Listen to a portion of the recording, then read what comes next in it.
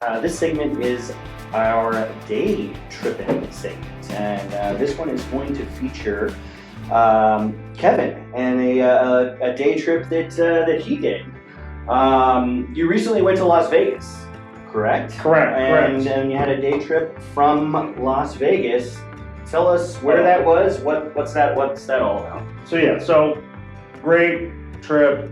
Highly recommend this trip. I think it is fantastic for just about anybody going to Vegas, to be honest, because you know what it's like when you go to Vegas. You get into the strip, right? You're on the trapped. casinos. Yeah, I mean, that's what you go there for, right? You go for like the entertainment capital of the world. But if you find yourself kind of needing a break from all the noise and excitement of Las Vegas, Grand Canyon West actually offers a very doable day trip for anybody really to get out of Vegas, see legitimate Grand Canyon. Like, most people when they think Grand Canyon, they think the South Rim. Okay. I think that's where a lot of the typical tourist pictures come from. Or the North Rim, right?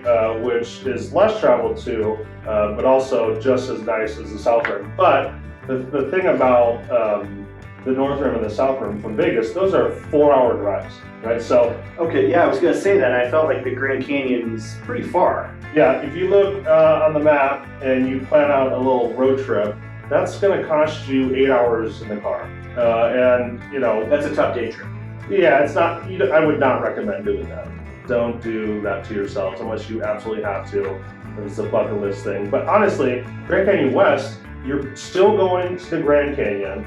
It's legitimate Grand Canyon. Check out these pictures. I mean, like, you get there and it's like the most amazing natural stuff that you can see in the world, right? Right. And the way this works is that when you drive there, it's just an over 2-hour drive. Oh, that's not bad. Yeah, that's good. And so very manageable.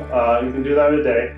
You go by Hoover Dam, which another little you could add stopping tack point that if on, you wanted to right? check that out. Yeah. Reenacts when fools rush in, for example. Like, throw the coin over the Hoover Dam. It's good Right. luck right when you're crossing the state line. Selma, Matthew. Mhm. It's just, you could totally get that in. But once you get on your way, you're cruising, and in over 2 hours, you get to Grand Canyon West, which is managed by the Wallapai Indian tribe. Oh, And okay. so you're actually going on to the reservation of the Wallapai, and they basically have full control over this area. So that's one thing to consider. You do pay a much higher cost compared to South Rim or North Rim, Okay. right? Because those are national park areas. Right. This is actually on the Wallapai On that reservation. Part of the reservation. Okay. And you got to expect that going in, right? Like, you're going to pay $50 to get in, right? Just to get in. And they have $50 per car? $50 per person. Per person. Yeah, Okay. that's right. And the prices are maybe there's some different levels of tickets, right? This part of the Grand Canyon is famous for the skywalk. You ever heard of the skywalk? Yeah, it goes kind of way out over. Oh, yeah. Yeah, you can Glass floors and stuff you like can look that. down. And you can get that included in your ticket for an extra price. How long is that ticket good for? It's good for all day. Just 24. I'm pretty sure. That one day. I'd have to check on that, but I'm Okay. pretty sure you get it. You could be on their part of the Grand Canyon all day. Okay. We didn't do the skywalk, thing. mostly because it was Probably extra. quite a bit extra. And then when you get out there, you can't even bring your own cameras and stuff like that. They have their so you have own to buy stuff. the pictures. So, yeah, like me as a photographer, like Standard, touristy, yes. yeah, and like, I'll show you the pictures right here. We were able to do all of our own, typical tourist shots, hanging over the edge and looking down and all that stuff. And you can do that without getting the skywalk. But honestly, the skywalk looked pretty cool when we got in there. Like, I was a little jealous of like the people who had like gotten that in there.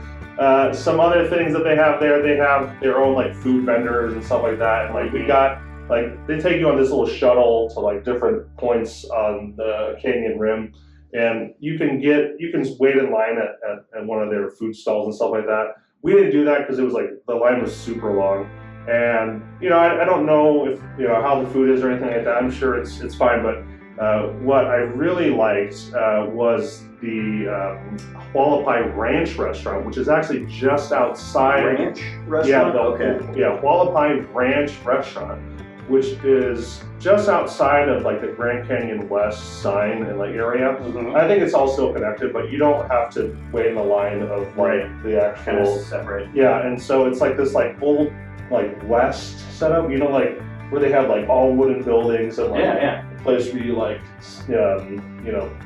you saddle up your horse, you tie up your horse and all that. And we get there and I'm like, whoa, this is kind of neat. You can kind of see the Grand Canyon in the background. And you get in there and they have like authentic Native American food, right? Like Indian tacos and like some like piñon nut stew that was like really good. And I was like kind of like low-key blown away, like this kind of dusty little outpost in the middle of nowhere. Good options. That's some really good food. Affordable, delicious, great for the whole family. It did, I will say, when we got there, it seemed like it was closed. And I joke you not, my daughter was like the one to like actually peek her head, and we were like, oh, let's go to the next place. We'll get some Subway at the gas station or something like that. Yeah, you make her go. Yeah, I think they had just forgotten to like flip the open close sign out, and so she watched it and it was like, oh yeah, cooks, staff, everything. We're like, okay, let's go. So that was a good experience.